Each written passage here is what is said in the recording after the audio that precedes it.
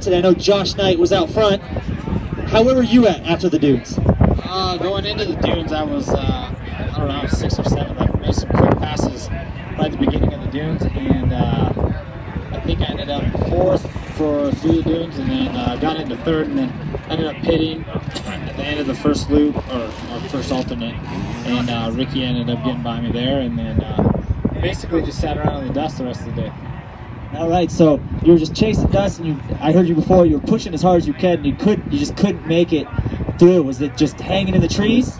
Yeah, you know, it was weird. You get some spots where there's no dust, and then other spots there was a lot of dust. And hats off, no excuses. These guys straight up just beat me today, and nothing, no excuses at all. My bike was great. Everything else was good. I just got beat today. That's all there was to it. All right, so going into Snowville, you're going to be out there, right? So what do you feel like you have to do different, or is it just wasn't your day today? Well, it just wasn't my day, you know. I mean, you have days like that. I have a works race before that, and so I got some a couple weeks off to do some training and race works, and then go to Snowville and just focus on getting a good start. And hats off to Ricky and Ivan. They rode great today, and just get a better start and ride harder, I guess. Ride harder, get a better start. All right, so who do you want to thank getting you to 3rd overall up on here on the podium? Another spoiler for everybody, but you never know what can happen. But who do you want to thank getting you up here again? I got to thank FMF KTM, my boss at NTS, my mechanic Robbie, Auntie was out here, Renthal, GPR, Cherby's, Fox, X-Brand Goggles, everybody that helps out with M. There's quite a few people this weekend that jumped in and helped with her, and just everybody that helps me get to the races. I appreciate it.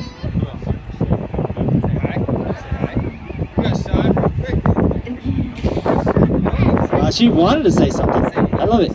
Anything. Say anything. Say something. I'll leave you alone. You'll leave you alone. Okay. Now she doesn't want none of this. All right, so Gary's season so far. So you were out front for a minute, weren't you? Yeah. Guy on the 2-stroke actually passed me at the end of the bomb. Josh Knight. Yes. That guy. Yeah, I'm back with names. He actually passed me off the bomb, and I was behind him.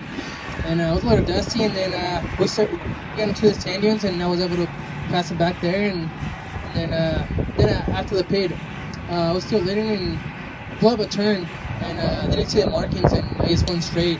And when I realized it was like motor and all stuff, I had to turn around, and I saw those two guys, Ricky and Knight, turning there. So then I was a little pissed there, but yeah, I just rode, you know. It was a good day. It's a long day. Travel's pretty rough, and Ricky and Gary did a good job today. All right, so again, like with Gary, going into Snowville, you guys are 5 points apart now. What do you think that you're going to have to do, or is it just, you know, it was just one of those days, you finished 2nd, or are you going to have to push harder for the next one? No, you just keep it consistent, and you know, it's always fun when you have somebody else pushing you, and you know, it makes the fun. So you just got to keep riding smart and keep it on 2 wheels, and yeah. All right, so do you have any other racing going on besides the National Hound Championship, or are you specifically following this and getting that #1 this year? Just doing the Hounds this year, and just some local stuff and here and there, but mostly just Hounds. All right, I know you've been spending a bunch of time down in Mexico, and I know Brandon was doing the National Enduros. Have you ever gone out to those ones? Yeah, I'm actually going one in June. To qualify for 6 days, and hopefully we can make it in, and you know, they're sending a good team this year, so we'll be good for this year.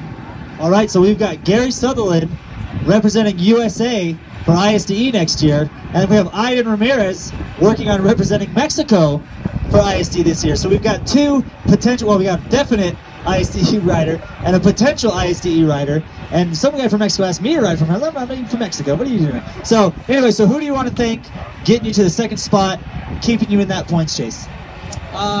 First of all, FMF KTM and my mechanic Robbie. You know, he's been doing a great job and putting both bikes in the podium, and Leon for coming up, and Auntie and WP for putting up hard work in our suspension, and Red Bull, FMF, Renthal, KTM, CD, Thor, and Scott, and yeah.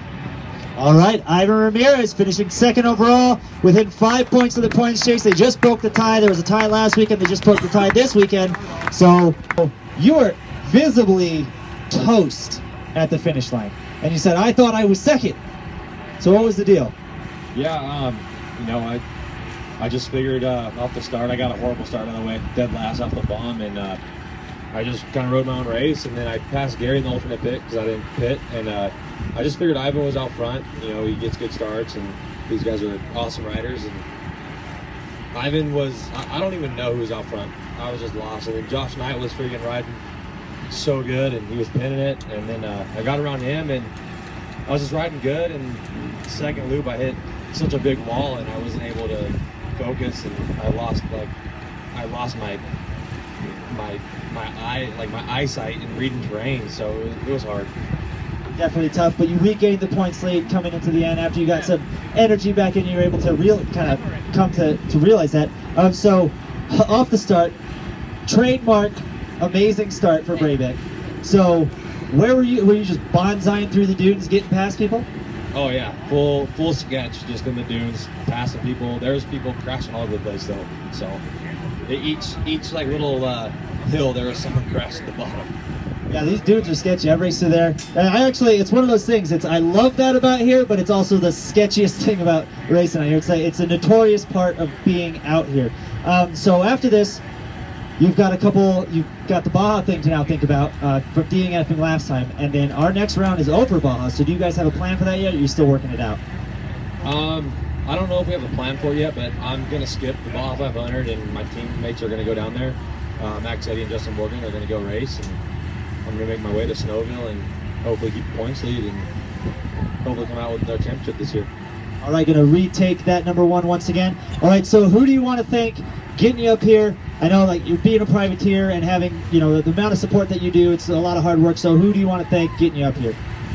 You know, all my sponsors, CD, O'Neill, FMF, DA, Renthal, Precision Concepts, and then I got my buddy Ty that goes to every race with me and pits me and does the best he can. And Dallas, he helped me get a stand for my dirt bike through Matrix because I don't own a stand for my dirt bike, so I just got the triangle stand, so that's awesome. And Arai helmets, GoPro, just all my friends. Awesome, perfect. Ricky Breivik, you also got a grand on top of it, pro payout. So you're going to be going over to the tent to pick up all that stuff. So give these guys a big round of applause. Ricky Breivik in first, Hare Ramirez in second, and Gary Sutherland and M in third. So you guys got to pick up your